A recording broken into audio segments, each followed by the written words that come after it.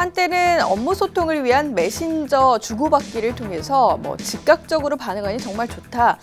직장 상사와 후배 간에 굉장히 이제 수평적이라서 좋다. 이런 덕담들이 오갔는데요.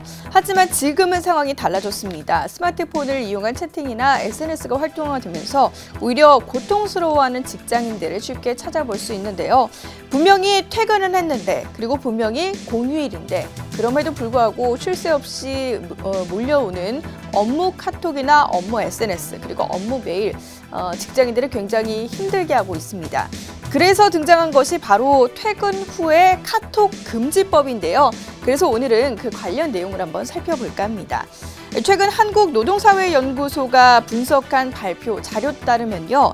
우리나라 사람들의 업무 외 스마트기기 이용 초과 근로시간을 살펴볼 수가 있습니다. 한 주에 677분이라는 시간을 사용을 함으로써 지금 이 초과 근로시간이 주당 11시간을 넘는 것으로 조사가 됐는데요.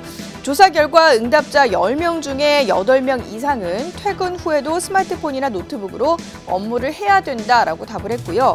하루 평균 30분 이내로 일을 한다는 응답자는 27%, 2시간 넘게 스마트 기기로 초과 근로를 한다는 응답자의 비율도 역시나 20%를 넘어서는 그런 수준이었습니다.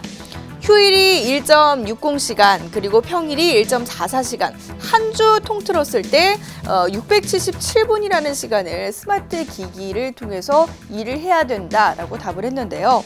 현재 독일에서는 이미 2013년부터 업무 시간 외에 상사가 직원들에게 연락하는 것을 원칙적으로 금지하고 있는 상황입니다.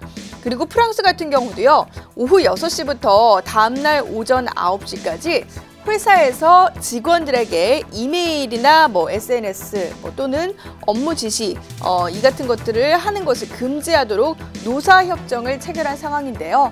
우리나라에도 아예 없는 것은 아닙니다. 현재 일부 대기업이 심야 시간이나 휴일에 업무 목적으로 카카오톡을 금지한다라는 매뉴얼들을 도입하고 있습니다. 현재 LG U+와 삼성 SDI 등이 이에 해당하는데, 하지만 보편화되지는 않고 있는 상황이고요.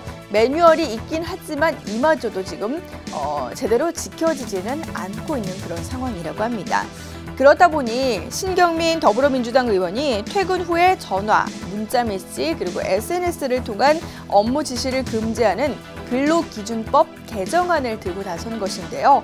카톡 금지법, 이게 근로기준법의 일부 내용을 개정하는 것을 이야기를 합니다.